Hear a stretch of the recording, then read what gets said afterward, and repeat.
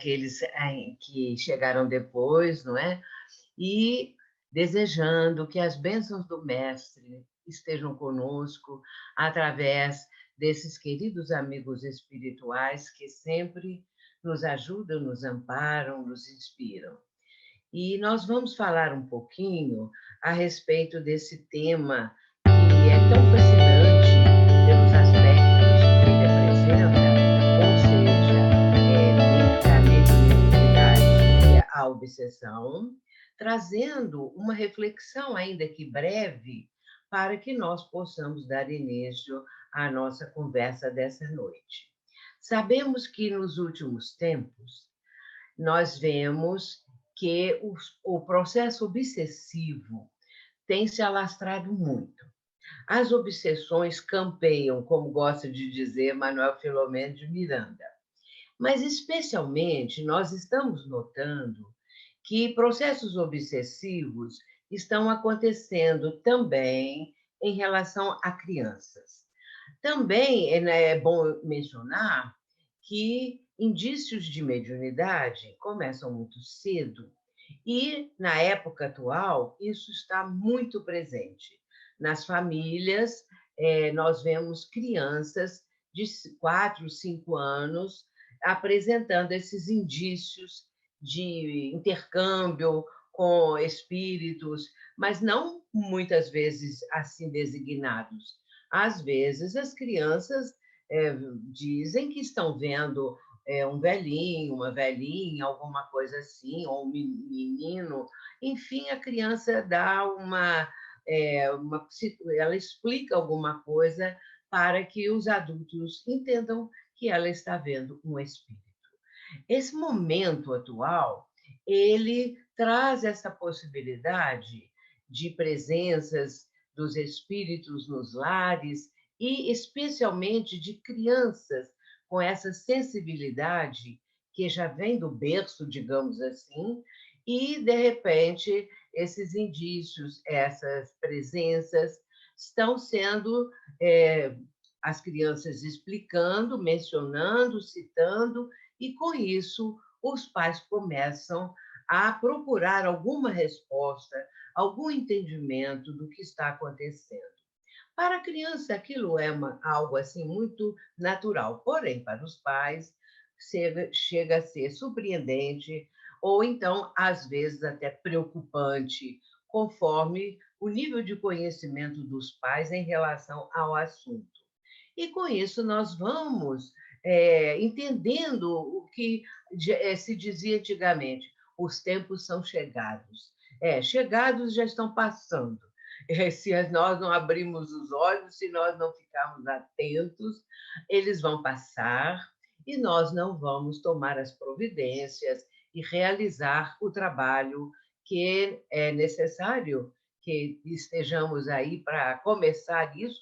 Muitos de nós, como é o meu caso, já se despedindo da vida física, mas ainda com o tempo que nos resta, colaborando, ajudando e com a experiência que temos, a explicar também essa parte relacionada com a criança, com a mediunidade e até mesmo com o processo obsessivo. A questão das obsessões, elas tanto podem ocorrer na fase adulta, ou com uma idade mais avançada, ou então também em relação a crianças.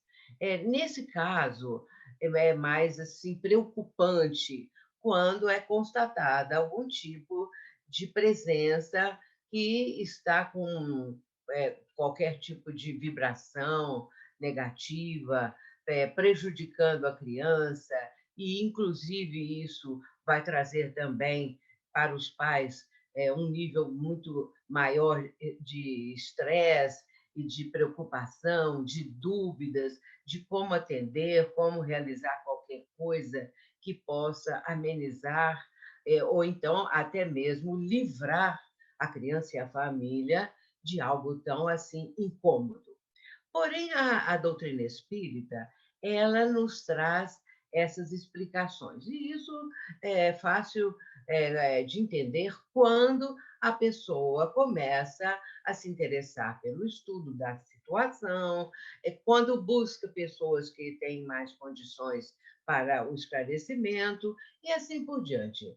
Mas, de uma maneira geral, o que eu quero dizer com esse introito é que o momento que estamos vivendo, a pandemia, a reclusão, essa situação toda também de dúvidas, de expectativas, isso favorece a ação de espíritos que desejam perturbar, causar tumulto, prejudicar, trazer ideias negativas, medo, infundir medo. Isso é algo que acontece muito e precisamos estar atentos para verificarmos em que nível isso está acontecendo. A presença de um espírito mal intencionado, de um espírito que está cobrando, é algo que não é assim tão raro. Pode acontecer, sim, porque todos nós somos espíritos imortais, todos nós temos dívidas do passado, comprometimentos, situações que não resolvemos e que agora vêm à nossa porta, à nossa vida atual, para nos assombrar, para cobrar, para exigir qualquer coisa que possa trazer satisfação para aquele que está cobrando. Mas a doutrina, como nós mencionamos, ela tem esses recursos para esses atendimentos, não apenas a criança ou adulto que esteja sofrendo o assédio, ou mesmo, lembrando que o próprio espírito perseguidor, vingativo, ele é um ser humano e que está sofrendo. É o sofrimento que leva à cobrança, que leva à vingança, o desforço, porque às vezes esse espírito foi tão prejudicado por nossas é, atitudes, por aquilo que fizemos a ele no passado, que ele ainda não se recuperou daquilo. A mágoa, a revolta está muito presente e, em muitos casos, o ódio, numa proporção bastante é, presente. Muito bem, isso tudo nos leva a buscar o entendimento da doutrina. Vemos no capítulo que, em O Livro dos Médiuns, Kardec vai tratar do tema obsessão, quando ali está mencionado logo de início que um dos escolhos para a prática mediúnica, para esse entendimento e esse tipo de trabalho, é exatamente a obsessão.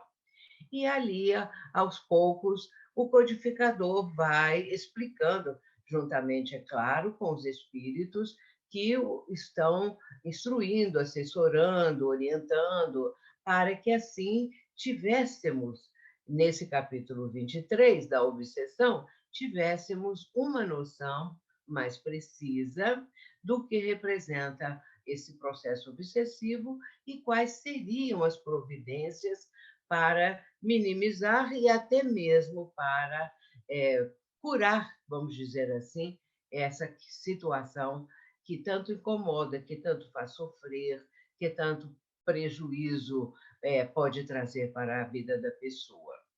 Nós temos uma grande quantidade de ensinamentos, de literatura muito boa, de altíssimo nível, de psicografias, via de regra, psicografadas por Chico Xavier, psicografadas por Divaldo, porque Ivone Pereira também merece ser citada, e porque essa literatura ela nos está orientando e mostrando como isso tudo pode acontecer e por que acontece, e isso leva a criatura desde que entendendo o que está ali exposto, ela vai tomar providências relativas a isso.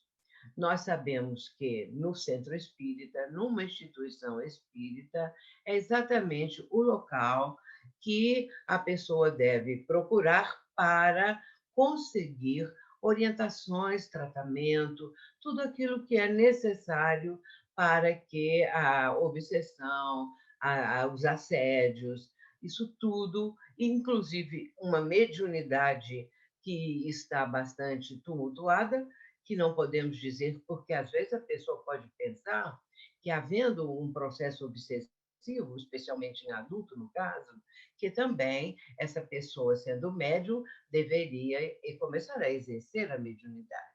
É interessante lembrar que, às vezes, há um processo obsessivo, ali está o obsessor cobrando, e com revolta, com ódio, com propósito de vingança, mas quando ele é atendido numa reunião de desobsessão, quando ele é esclarecido, quando ele modifica a sua forma de pensar, da vingança, deixando, inclusive, de lado esse reajuste que quer realizar, assim, vamos dizer, com as armas que ele possui, que é o controle mental, também a sua presença maléfica na vida física também, no campo físico da pessoa, e assim um conjunto de situações. Mas ele pode, através desse atendimento, através da presença de benfeitores espirituais,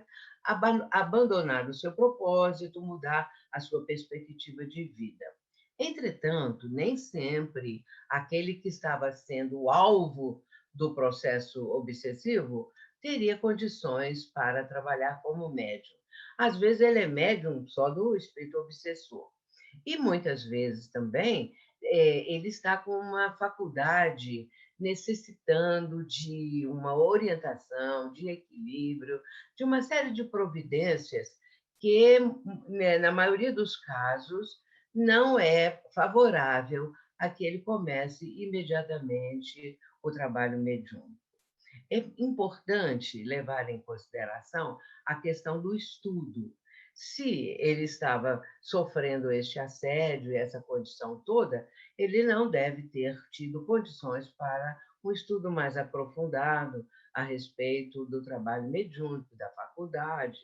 E isso deve ser, então, procurado a partir do momento em que ele se sente livre, liberto daquela influência malfazeja, e começar o estudo. Por quê? O estudo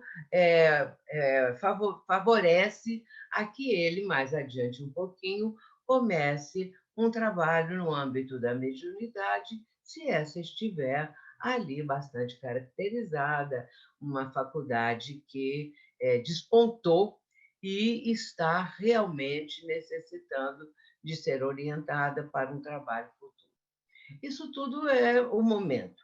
Esse momento que nós estamos vivendo e que precisamos meditar um pouquinho nas providências a serem tomadas, que é o que nós estamos propondo, falando, apresentando. Aliás, a doutrina que propõe, nós estamos trazendo à baila o assunto, para que possamos refletir um pouquinho e entender, se caso alguém que nos esteja assistindo e que esteja passando por isso no seu lar, ou é uma criança com uma influenciação bastante ostensiva, ou é um adulto, e assim a pessoa vai começar a tomar as providências cabíveis para que a situação venha a se equilibrar. Poderíamos contar aqui muitos e muitos casos desses, com muita frequência também, dessas presenças de obsessores, que trazem para a criança também pesadelos, um sono muito inquieto, porque sabemos que durante o sono a pessoa pode, encarnado, o encarnado, pode entrar em contato com aqueles que o estão cobrando. E isso pode acontecer também, no caso da criança, numa proporção talvez mais de menor condição, para que ele não sofra aquilo que o adulto é capaz de lidar com isso, de entender, de conviver, mas a criança é diferente. Eu conheço casos de crianças que acordavam gritando durante a noite, e isso nós atendemos esse caso, dizendo que ali, dentro do quarto, estava um homem com uma faca na mão para que ele matasse o pai, para que ele usasse aquela faca no pescoço do pai. O espírito ainda dizia dessa forma, a criança já estava com 7, 8 anos, então tinha condições de expor qual era o pesadelo. E depois, quando, logo que os pais vinham correndo para atender os gritos do menino, vinham correndo, e aí ele conseguia explicar o que ele estava vendo, o que sonhou, dizia de uma forma ou de outra. O momento é um momento conturbado e, por isso, esses espíritos estão muito presentes para também contribuir com a sua parte de tumultuar mais ainda as coisas. O importante é mantermos a vigilância, é mantermos o culto do evangelho no lar, isso é muito importante. Mesmo que a família que já se aproximou da doutrina e não apresente nenhum problema relacionado com obsessão, com mediunidade que esteja eclodindo, mas deve instituir o grupo do Evangelho, a reunião de Evangelho no lar, porque isso vai trazer para a família toda uma estrutura espiritual mais equilibrada, a sintonia mais fácil com os benfeitores, e o trabalho nesse nível aí do Evangelho no Lar vai favorecer muito essas presenças benfazejas e a paz do lar também vai se instalar de uma forma mais fácil. Mas eu quero dizer e lembrar também que a questão de fazermos o evangelho e de mentalizarmos nossos benfeitores, essa parte toda que nós usaremos e usamos quando estamos trazendo o culto do evangelho semanalmente para o nosso lar. Em certos casos, as pessoas fazem até todo dia, ou várias vezes por semana, esse culto do evangelho. Mas há um ponto também interessante que é preciso nós refletirmos. É a questão da vigilância. Essa vigilância, o mestre vai nos ensinar de uma forma um pouco diferente do que nós já estamos habituados a ler, a ouvir, que está registrada no Evangelho de Marcos e que é pouco citada, mas é muito importante.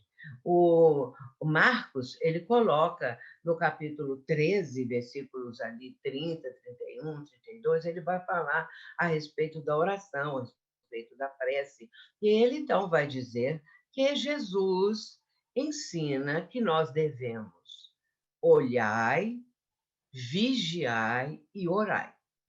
E 3 verbos no imperativo. E começando com o verbo olhar. Olhai, vigiai e orai. Muito interessante isso, porque é preciso olhar, tomar conhecimento do que está em torno de nós, da nossa própria vida, das coisas que estão acontecendo. E, em seguida, vigiar e orar. Eu fui olhar a tradução de Haroldo Dutra Dias, do Novo Testamento, e encontrei, ele faz uma tradução diferente, e ele coloca da seguinte maneira: atentai, vigiai e orai. Eu gostei muito também do atentai, porque estar atento é uma coisa ainda mais forte do que olhar. Olhar é muito bom, é claro, mas atentar é porque chama mais a atenção da pessoa, não é? Estar atenta. E agora nós vamos, a partir daí, todo o momento que necessitarmos, lembrar disso, vamos olhar o que está acontecendo, ou vamos estar atentos para a nossa vivência atual, para os nossos problemas, para aquilo tudo que está acontecendo. Aí sim, isso ajuda muito. E desde que eu descobri modo de dizer, né, essa frase assim dessa forma, esse versículo do mestre, eu comecei a usar olhai e atentai, porque o estar atento foi muito bom para mim, porque quem tem convívio muito grande, e todos temos, não é? Atualmente, pela pandemia, com a família, precisamos estar atentos às reações que estão acontecendo nos familiares, né? Meses e meses confinados, meses e meses nessa situação. É claro que nós temos que estar muito atentos. E vamos usar isso agora, não é? Para abrirmos para as perguntas que vamos responder agora com relação a esse tema de mediunidade e obsessão. Em criança, adulto e nós mesmos, qualquer coisa assim. Então, vamos. Isso, o Carlos é que vai fazer a pergunta para você, ok? Pois não. Carlos? Ali, aqui no chat, nós temos Falar mais alto um pouco, tá? uma pergunta do Charles. Nestes tempos de reclusão e isolamento social, é notável a desarmonia dentro dos grupos familiares. Como promover o reequilíbrio e harmonia das sintonias espirituais dentro do lar? Parece que é isso mesmo que eu acabei de falar, né? Uhum. O culto do lar, primeiramente. Porque, às vezes, o lar não apresenta mediunidade estuante em algum dos seus membros, não tem criança ali também com esses tipos de indícios de mediunidade, de sofrimento qualquer nesse campo. Mas é sempre muito importante procurar o equilíbrio do convívio. Uma coisa é nós convivermos com a família, estando juntos, muitos membros da família morando no mesmo local, na mesma casa, mas todos com as suas atividades, poucas horas dentro de casa, muitas horas na rua, no trabalho, nas escolas, enfim, aquele movimento que é o habitual do ser humano. É mais fácil o convívio, porém, vamos ficar fechados. Vamos ficar dentro, vamos dizer assim, das quatro paredes da nossa casa, não é? Do nosso lar, no convívio com a família. Até outro dia nós nos dávamos muito bem, não havia nenhuma espécie de reclamação de uns para os outros, não havia, vamos dizer, discussões por qualquer coisa.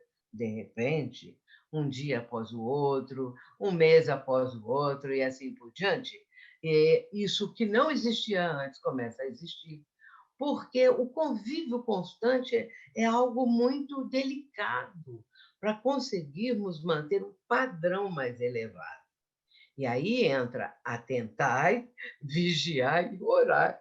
Vamos ficar atentos e fazer a prece, porque agora começamos a fazer diariamente, no mesmo horário, reunimos os membros da família que moram ali juntos e fazemos a prece, lendo um trecho do Evangelho, trecho de Emmanuel, um trecho que possa também preparar o ambiente e depois abrindo o Evangelho para fazer os comentários, a leitura, o comentário, e mantendo esse cuidado. E a partir daí sempre ajuda, dá uma questão de um equilíbrio, porque quando se lê o Evangelho e, à luz da doutrina espírita, passamos a comentar aquele trecho, serve muito para todos nós. Não é só para fulano nem Beltrano, é para mim, para eles, para todos que estão aqui, serve para todos, porque todos nós temos ali, diante daquilo que está sendo exposto e estudado, nós temos ali pontos do nosso interior, da nossa vivência íntima, que estão necessitados do cuidado que aquele momento ali que estamos lendo, que estamos ouvindo alguém da família comentando, nós vamos sentir que aquele é o pontinho que nós precisamos dar uma melhorada, porque ele chama a nossa atenção no momento, chama assim, intimamente, no momento em que o tal do ponto, o tal daquele conceito que está sendo exposto é apresentado. Vamos aproveitar bem isto, o culto do Evangelho, e orar muito, vigiando e tendo paciência. Uma coisa muito boa é ter paciência, paciência com esses momentos, paciência com a família. Sempre tem um que destoa, e aí esse requer mais paciência ainda. E, meus irmãos, vamos orar muito, porque nós estamos tendo experiências que jamais imaginamos. Mas Jesus sabe de tudo e nós, sintonizando com os benfeitores, vamos conseguir superar isso e vencer os obstáculos. Sueli, uma pergunta da Pamela agora. Como lidar com o caso obsessivo de uma monoideia ou pensamento fixo ameaçador que aparece e desaparece durante a vida desde a infância?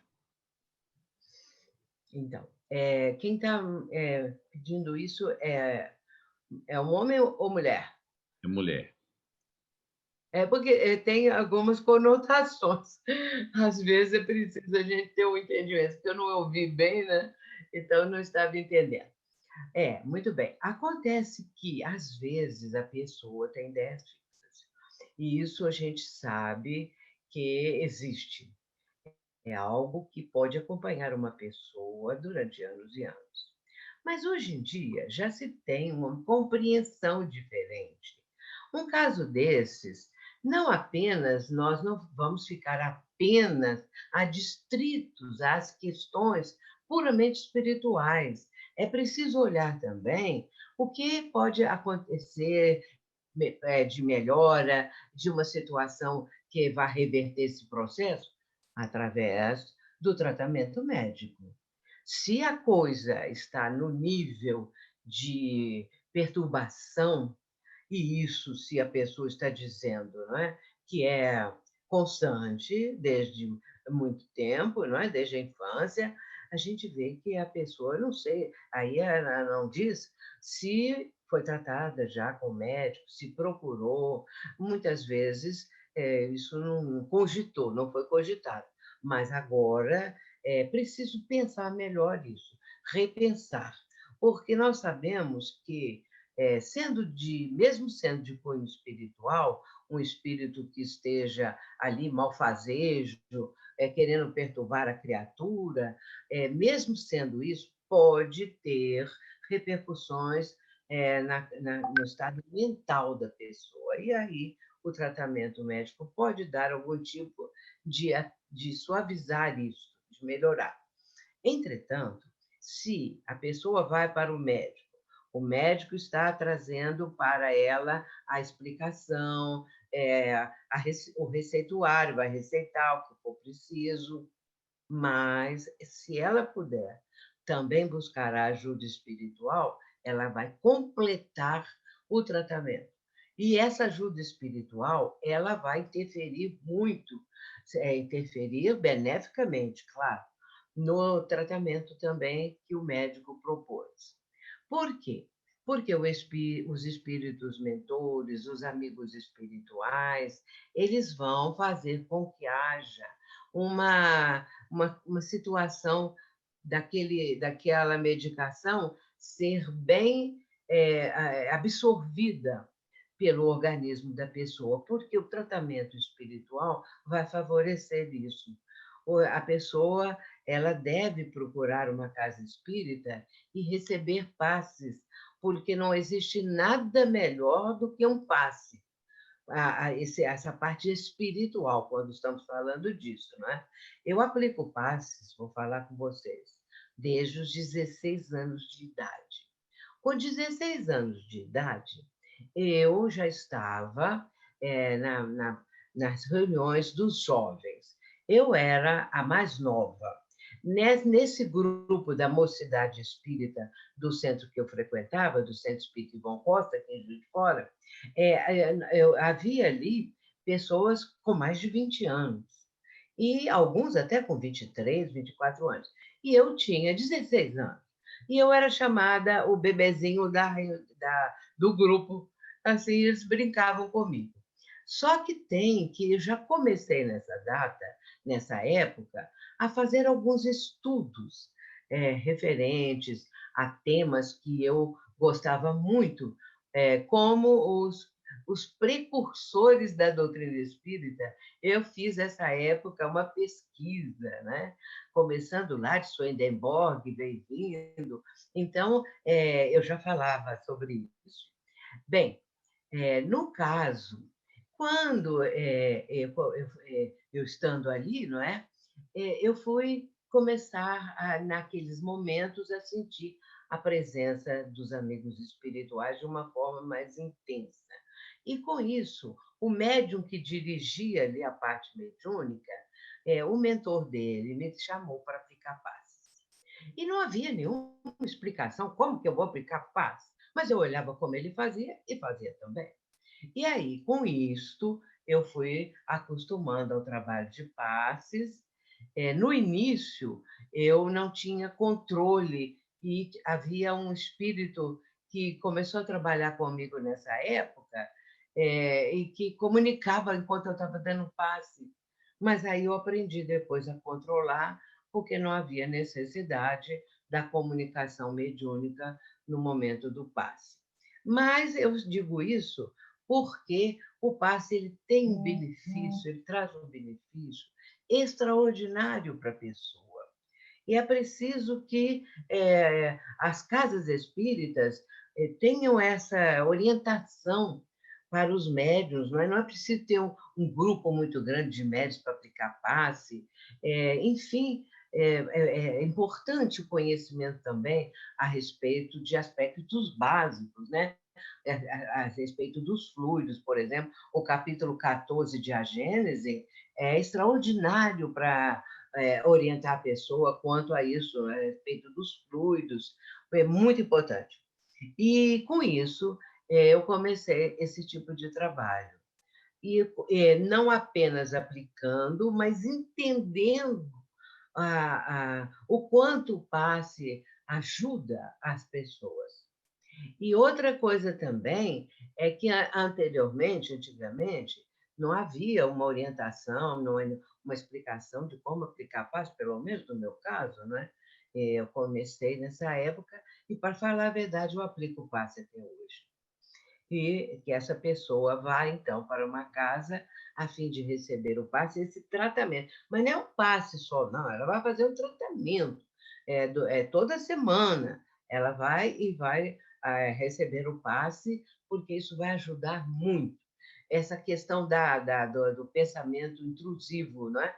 O pensamento intruso, isso é preciso também entender o quanto pode ser controlado ou não. Aí é que vai entrar a parte médica propriamente dita. Sueli, muito obrigado. Há uma pergunta anônima. Fala Como, alto.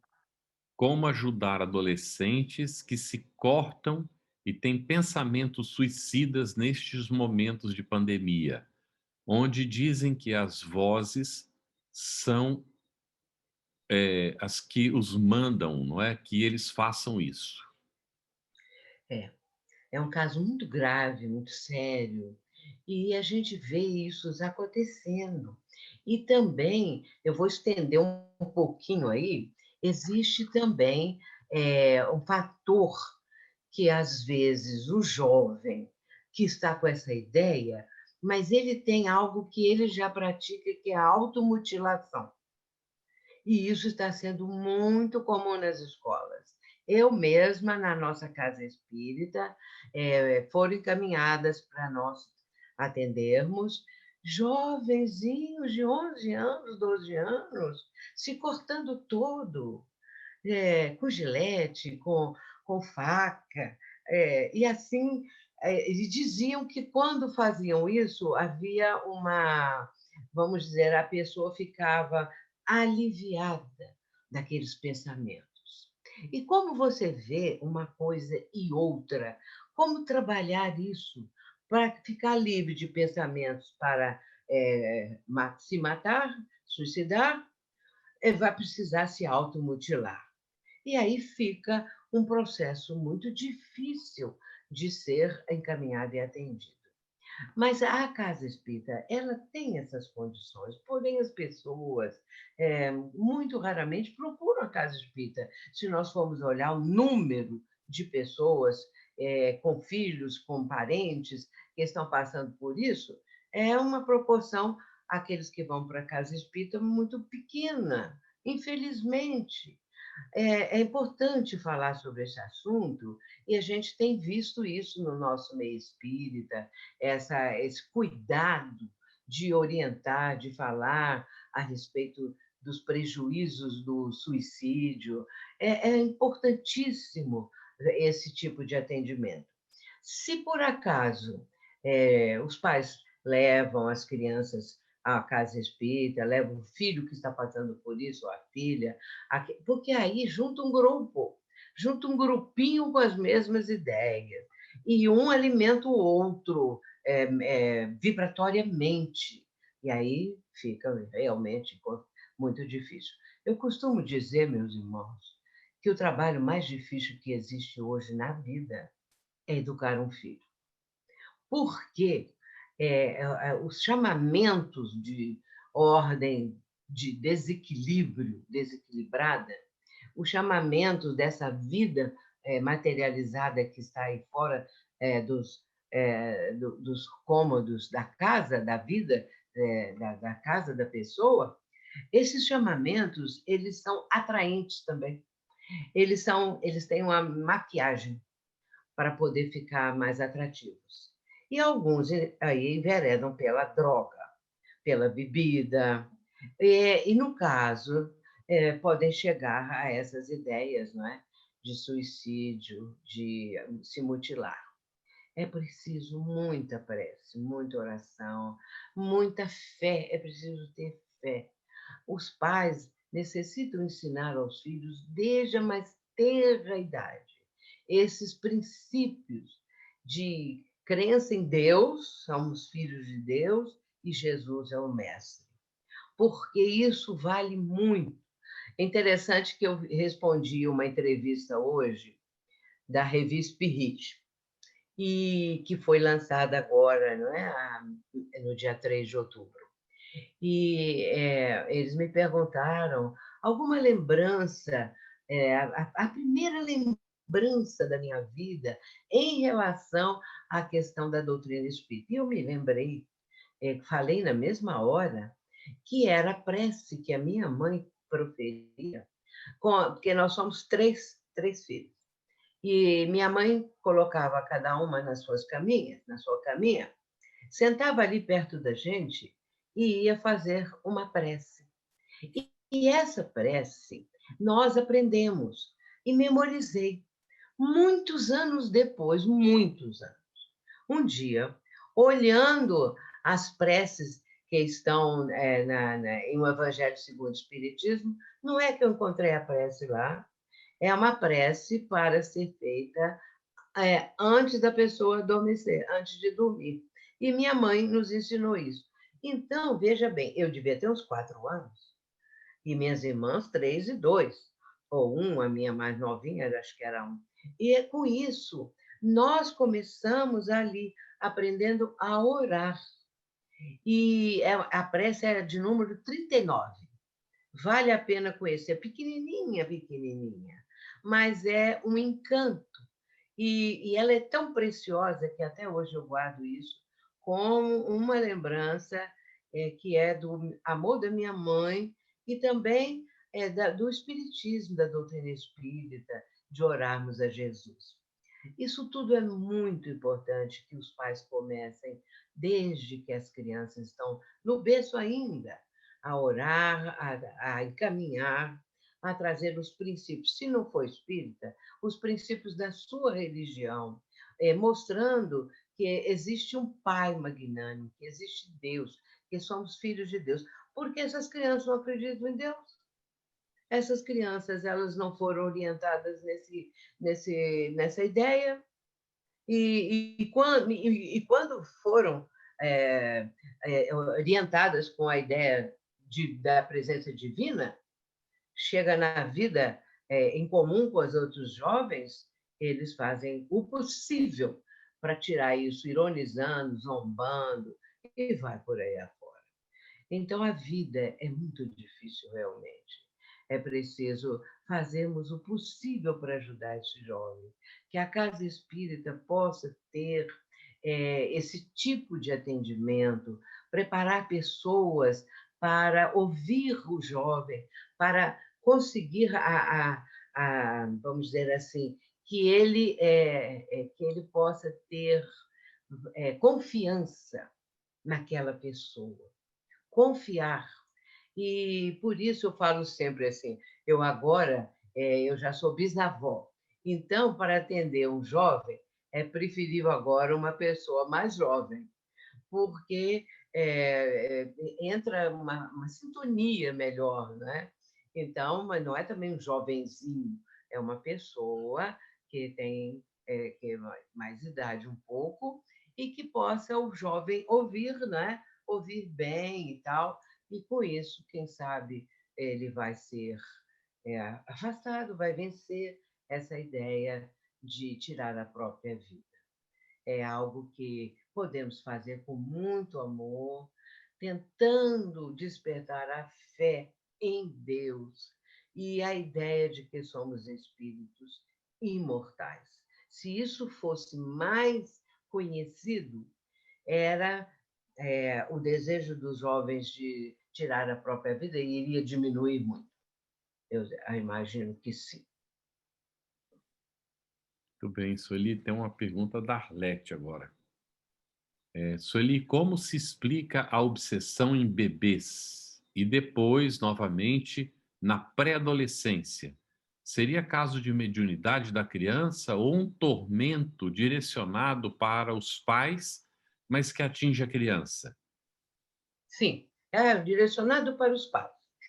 Porque um bebê, se um bebê, por exemplo, demonstra muito nervosismo, muita dificuldade para dormir, pode ser uma influenciação de fluidos, de vibrações desequilibradas de algum espírito que esteja querendo atingir os pais através do bebezinho, que fica ali nervoso, irritando os pais, desgastando os pais. Agora, Divaldo Franco ensinou-nos uma prece. Aliás, uma prece não, vou mudar o termo. Ele ensinou um atendimento às crianças que estão passando por situações assim. Isso tem mais de 25 anos que ele nos orientou. Nunca mais nós deixamos de orientar jovem, serve também para adolescentes de uma maneira espetacular. É conversar com o espírito da criança quando ela está adormecida, ou adolescente quando está adormecido. Olha, só para vocês terem uma ideia como isso funciona. Há 2 anos atrás, uma amiga minha nasceu o netinho dela. E eu, depois de que já tinha passado assim um mês e pouco, eu encontrei com ela na rua. E eu falei com ela, e como vai o netinho e tal? Sueli está ótima, é linda, isso e aquilo, mas não para de chorar. Desde que nasceu, desde que ele viu a luz da vida, esse menino não para de chorar. E aí ela ficou me contando que eles faziam de tudo para a criança parar de chorar. Já estava com 2 meses e tanto. Eu falei, então eu vou lhe ensinar o atendimento que Divaldo Franco nos ensinou. Quando a criança adormecer, porque mesmo ela sendo assim bastante nervosa e dormindo pouco, tem um momento que ela dorme. A hora que ela adormecer, você vai chegar perto do bercinho dela e vai conversar com o espírito dela, porque assim que adormece, o espírito está do lado. O espírito está ali, ainda mais um bebê. Você vai dizer para o bebê o seguinte, aí diga o nome da criança. Diga lá o nome. Aí nós te recebemos com muito amor. Nós te amamos. Você não tenha medo, porque nós estamos. Não, a palavra não deve ser dita. Você confie, porque nós estamos te protegendo, Jesus te protege, Você foi muito bem-vindo. Nós queremos a sua presença aqui. Nós ficamos felizes com você. A mãe ou o pai vai escolher as frases. Eu estou falando dessas daqui, mas pode ser outras. Mas sempre, sobretudo, dizer: nós te amamos, te recebemos com muita alegria, e com isso o espírito traria o resto. Muito bem. Despedi dela e esqueci. Quase 3 meses depois, encontrei com ela de novo, porque ela frequentava a nossa casa, mas não estava frequentando naquela época. E aí, como é que vai? Sueli, você não acredita? Falei, pode falar, acredito sim, já estou acreditando. Ela falou assim, em 1 mês, a criança tinha parado de chorar. Tornou-se uma criança alegre e nunca mais chorou assim. Eu falei, por quê? Vocês falaram que ela era muito bem-vinda. E a vibração de amor, essa coisa toda. Isso nos foi ensinado por Divaldo Franco. Serve também até para adolescente. Uma amiga minha, o filho dela, de 15 anos, de repente, ela percebeu e ficou sabendo por outros colegas que ele experimentou droga. Então, ela ficou preocupadíssima com isso. E aí ela falou, Sueli, mas não posso fazer essa prece do lado dele, porque ele vai acordar. Né? Então, e depois também ele fecha a porta do quarto, eu não vou entrar lá. Eu falei, faça do seu quarto. Do seu quarto, você vai toda noite pensar nele. Agora, essas coisas é para fazer 1 mês inteiro, 2 meses. Não é assim, não. Não é facilzinho, não. Porque é preciso que o espírito ouça, perceba, absorva e tire a parte boa daquilo, se convença e realmente consegue trazer um benefício muito grande. Depois de 1 ano, ela falou comigo, Sueli, começou uma mudança nele que agora já está muito significativa. Então, a gente vê que é possível fazer esse tipo de atendimento dessa forma. E nós, na Casa Espírita que eu trabalho, Sociedade Espírita Joana de Anjos, em Juiz de Fora. E eu sou em Juiz de Fora e penso que eu estou aí com vocês, tá? Lá em Juiz de Fora, na Casa Espírita onde eu trabalho, nós temos o tratamento espiritual da criança, que já tem 25 anos, 26 anos que nós fazemos o tratamento espiritual da criança, destinado só à criança, nem adolescente, é até 10 anos, 11 anos, no máximo.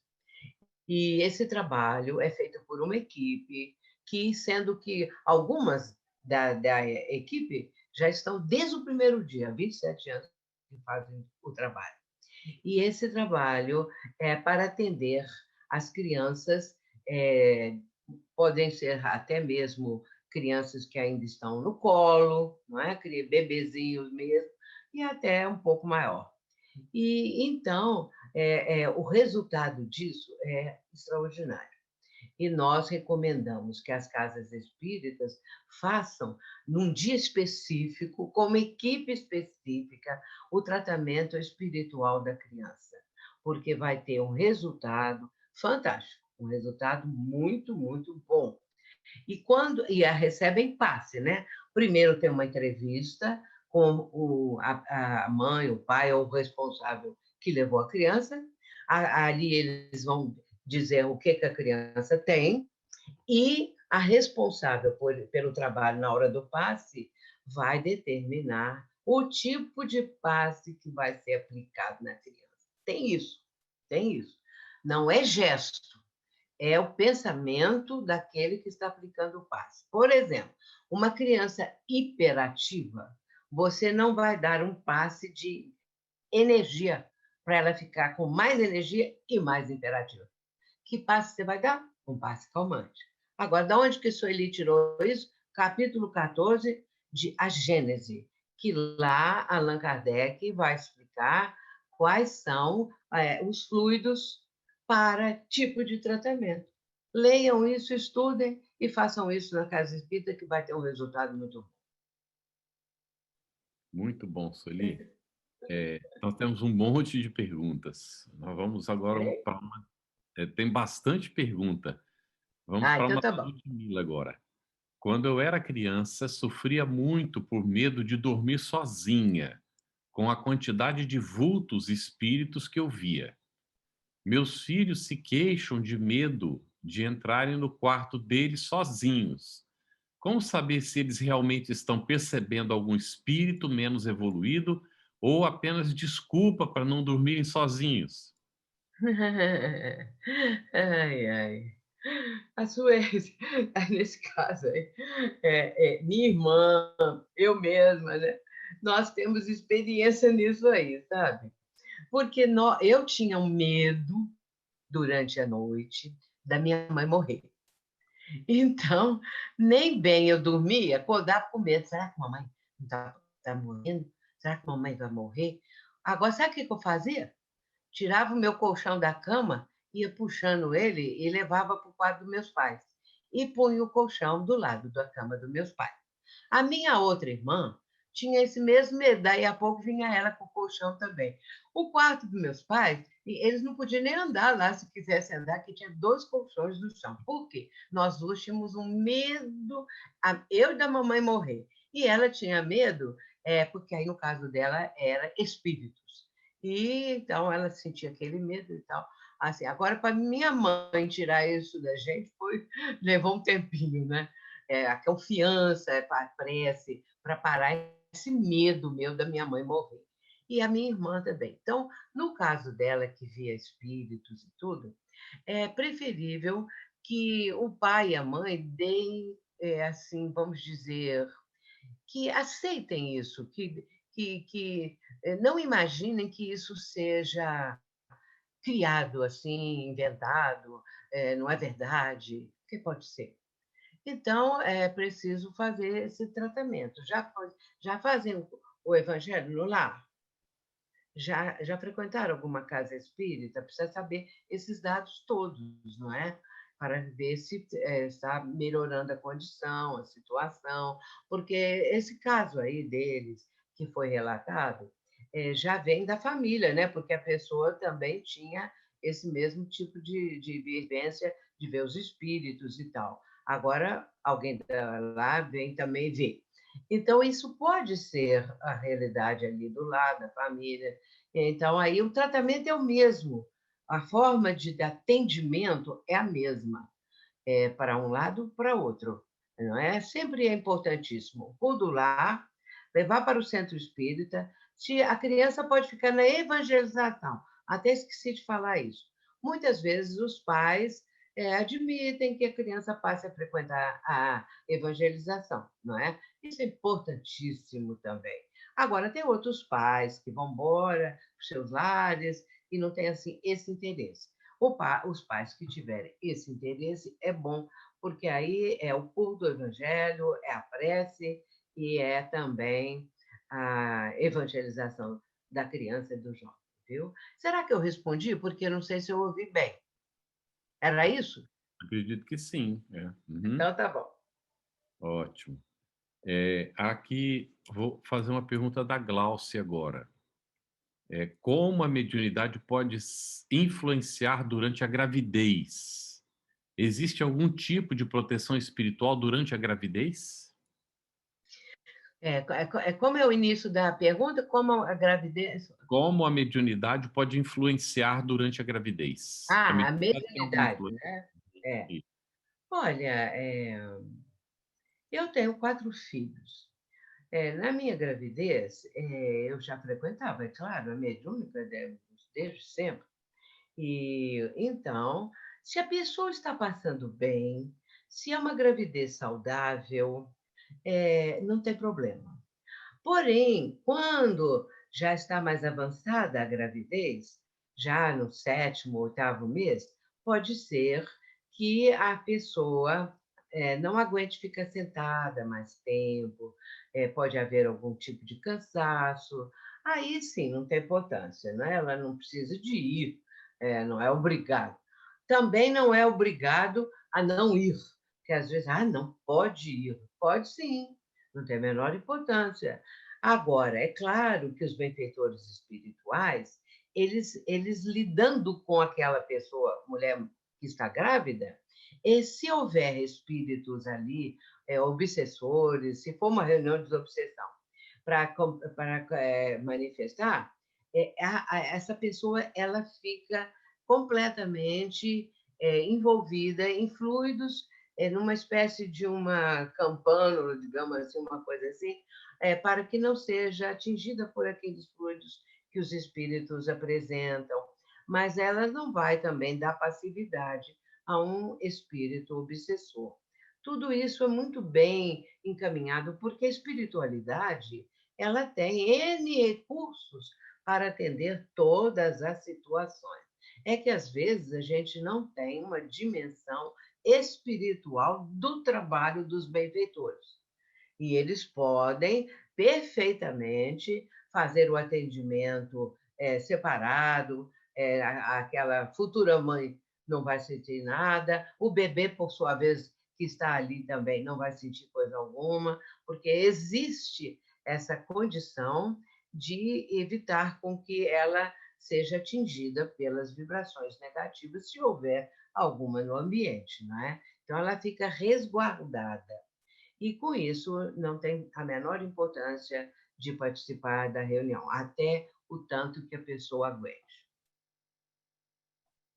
Muito bom. Sueli, tem uma pergunta da Isabel agora. Como deve ser o comportamento e atuação do médium atuante, aquele que trabalha mediunicamente no centro espírita, diante da pandemia? Ah, sim.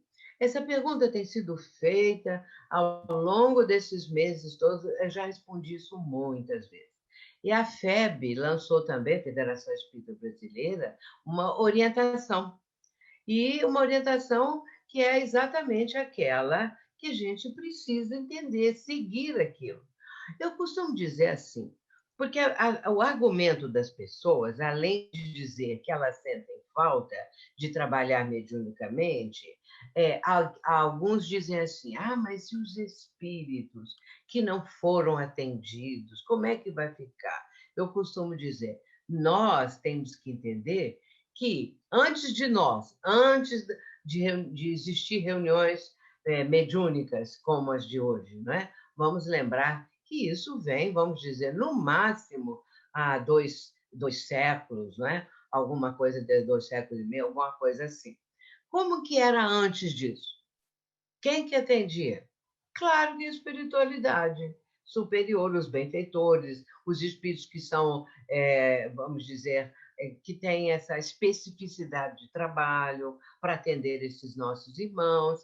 E não precisamos preocupar com isso. Agora, na parte do médio sentir, é, isso é natural. Agora, vamos aprender a controlar isso.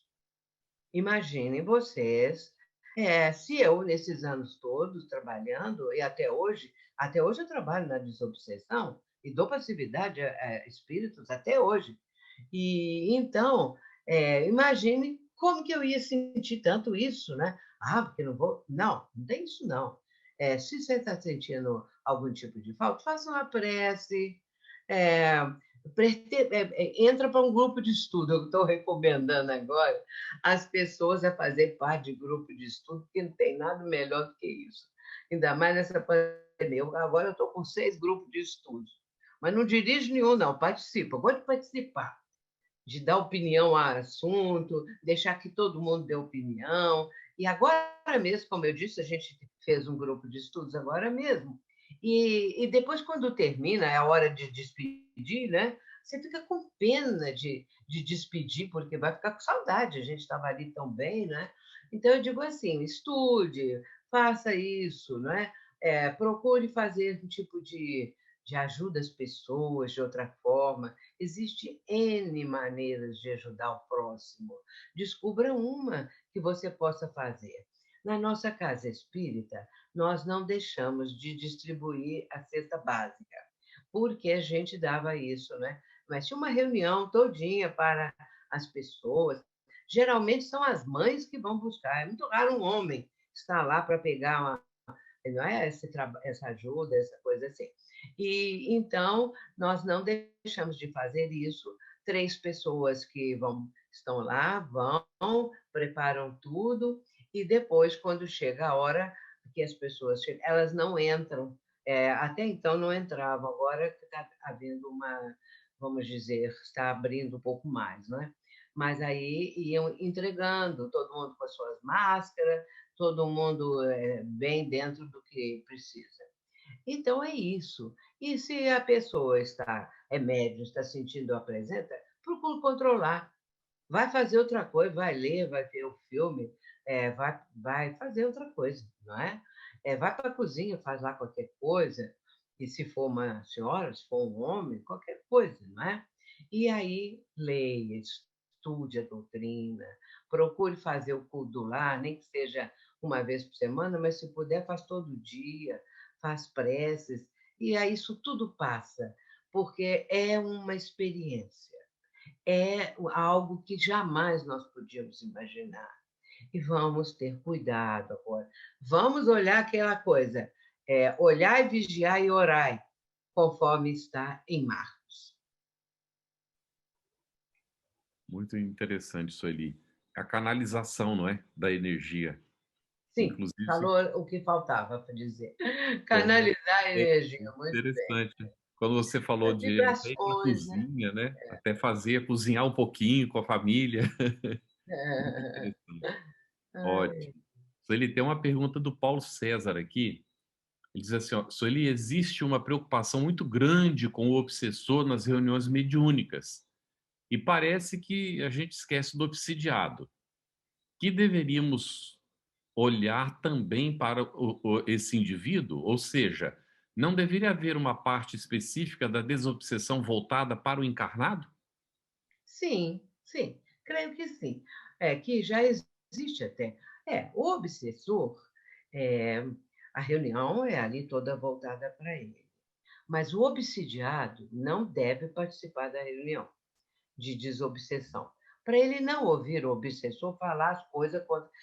Porque, às vezes, em certos casos de pessoas que eu atendi no atendimento fraterno, né? A pessoa falava, pois é, me falaram assim, você tem que ir para uma reunião de desobsessão.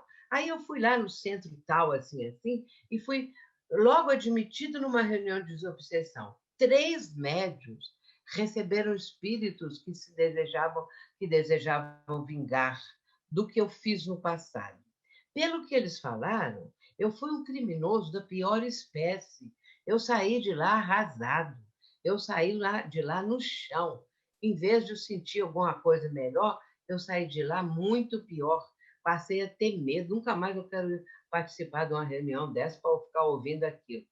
Agora, os médios não têm controle. Os médios teriam que falar aquilo que, com a presença da pessoa. Isso aí é falta de caridade. A gente tem que. Tudo tem que ser equilibrado. Não é? Nós não vamos chegar lá. Coloque-se na pessoa, na posição dessa pessoa. Ela chegou lá, não conhece nada, está sentadinha lá, o espírito falou horrores dela. Ela vai fazer o quê? Não é? Então, é preciso entender isso. O médium não deve fazer isso diretamente. Ali tem que ter a educação mediúnica. Aliás, vamos lembrar que médio educado é a pessoa educada. Se você é educado fora da reunião, no dia a dia, você é um médio educado. Mas se você é totalmente destrambelhado, na reunião você continua destrambelhado. Aí precisamos observar bem isso, né? Para não acontecer. Agora, o que se faz para ajudar o obsidiado? O trabalho da casa. Porque o que o obsidiado precisa? Trabalhar, aprender. E no caso assim, o obsessor vai ser atendido na reunião de desobsessão. E o obsidiado, ele vai participar de um grupo de estudo, de trabalhos outros que ele possa gostar de fazer. Vai haver coisas para ele fazer, porque numa casa espírita tem sempre necessidade de mais um voluntário, de mais uma pessoa, de mais alguma coisa para ser realizada. E é assim que ele vai melhorar, que ele vai sempre voltado para isso, a proposta da melhoria interior, a proposta de compreensão, a proposta de orar pelo espírito obsessor, porque antes ele é que prejudicou esse que hoje está cobrando. Essa ideia e toda essa explicação é que vai fazer a pessoa obsidiada começar o seu processo de, de a ser aclarada a sua condição de anterior ao algoz, e que agora ele é vítima. Isso tudo é uma amálgama muito grande, né? As coisas às vezes. Então, seria isso, o trabalho para o obsidiado, que é sempre muito bom que ele possa participar disso tudo. Agora, tem gente que não quer, não, viu? Alguns vão uma ou duas vezes, não voltam nunca mais. E desanimam, ou vão só de vez em quando, e fica nisso. Sueli, tem bastante pergunta, mas nós temos mais 5 minutos, não é? Pelo tempo que aqui. Está na hora, né? Então, nós vamos fazer a última pergunta. Está relacionada com atendimento à criança, não é? A pergunta é da Cris Zouve. Sueli, você recomenda que, além do culto no lar, acompanhamento psicológico e médico, o Centro Espírita faça reuniões de desobsessão para uma criança perturbada? Em caso positivo, seria melhor essa criança estar presente em outra sala do centro ou que ela fique em casa durante essa atividade? Fique em casa. Não precisa estar em outra sala dentro da casa espírita, porque as vibrações, elas são tanto ali na casa espírita quanto na casa da pessoa. Não vai achar que se estiver na casa espírita está mais forte, é porque está mais perto, não é assim, não. A intensidade vibratória é que pode ser num lugar ou no outro, isso não tem importância. Agora, a presença da criança jamais. Allan Kardec fala isso em O Livro dos Médiuns, né? E dos inconvenientes e perigos da mediunidade. Ele vai falar a respeito das crianças que apresentem a mediunidade assim espontânea, não é? Foi bem ainda no começo da vida dessa criança, mas a reunião pode ser feita assim. Leva-se o nome da família, porque isso é para a família. A família ficar desesperada com aquela criança. E a criança, claro, faz parte, né? Ali é um conjunto, que faz, cada um tem a sua parcela de situação, de responsabilidade. Mas o nome é a família toda. Então, a gente leva o nome. E o nome fica anotado, e a espiritualidade, nossos mentores lá, eles dizem que desde o momento que o nome é anotado, já começa o trabalho no mundo espiritual para o atendimento. Porque eles são imediatos. Não é igual a nós, que vamos levar o nome, botamos na bolsa, no bolso, e vamos para lá e tal. Não, não, não. A espiritualidade está ali, estão todos os trabalhadores já preparados para qualquer tipo de atendimento. E no caso dessa criança, é preciso o passe. Ela toma passe. Passe calmante para acalmar a criança. Quando o médium vai aplicar o passe, ele mentaliza que aqueles fluidos são calmantes. Para encerrar, vou contar um caso. Um amigo nosso da cidade, de outra cidade, São José do Rio Preto, eu acho. Ele levou esse casal amigo nosso de jovens, eles são jovens, levou a filhinha, que ela adoeceu e precisou tomar passes. Nunca tinha tomado passes. Levaram e a criança foi. O casal entrou junto com a criança, com a filha. Entraram, uma menina, tomou passe, saíram e tal. Na terceira semana, a menina virou para os pais e falou assim: hoje eu quero entrar sozinha. E aí os pais deixaram, claro, né, entrar ali para receber o passe, era naquela salinha e tal. E aí a menina entrou. Daí a pouco terminou o passe, a menina veio e ficou ali naquele local mesmo, conversando um pouquinho com os pais, quando os médios que aplicaram passe saíram, porque ela fez parte da última turma, já estava terminando o trabalho. E aí saíram. Uma das senhoras chegou perto da menina e falou assim: Rafaela, por que que aquela hora que eu apliquei o passe em você, você segurou minhas duas mãos? Ela disse assim, porque eu queria segurar aquela cor azul que saía das suas mãos. Então, ela ficou assim, não é? Admirada. E eu fico a imaginar a alegria dessa médium de saber que os fluidos que ela estava transmitindo tinham a cor azul, porque a menina viu isso e era tão bonito que a menina segurou as mãos dela. E então aí a gente vê um trabalho de passe bem orientado. Eu costumo dizer, depois agora que eu comecei a contar esse caso, que todos os médicos devem ficar satisfeitos de aplicar passe, porque eu creio sinceramente que todos os que aplicam passes têm essa mesma cor azul nas mãos, que vão sendo transmitidas os fluidos, né, azulados, azuis, para aqueles que ali estão para receber o passe.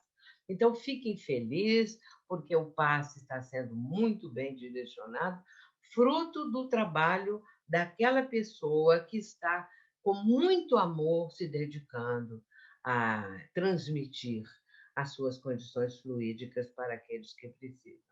Então é isso, não tem mistério, sabe, né, Carlos? Essas energias balsâmicas que são distribuídas pela espiritualidade, que nós todos também emitimos essas energias, elas são um bálsamo, elas são um fortalecimento. É isso que nós vamos aprendendo com a doutrina. É claro que nós não vamos ficar assim fanatizados por isso, não é assim? É entendermos que isso é possível e convivermos com isso, porque é uma bênção divina. O trabalho de passos, como eu disse, é algo assim fantástico, porque ajuda muito as pessoas que vêm receber e a própria criatura, que vai sutilizando as suas doações fluídicas, ela vai fazendo com que aquilo cada vez mais, aquela emissão fluídica que ela está naquele momento transmitindo, cada vez mais se torne é, mais útil, com mais benefício, com mais condição daquilo que ela está transmitindo ali naquele momento. Porque isso é feito com amor. E o amor é azul, muitas vezes podemos dizer, o amor é azul. E por isso a menininha lá segurou a mão da senhora. Ela ficou, eu imaginei que ela ficou muito feliz de pensar: nossa, o passe que eu dou, minhas mãos transmitem os fluidos azuis. Olha que maravilha! Aí eu digo assim: os médios todos transmitem também. É só trabalhar com amor, não é?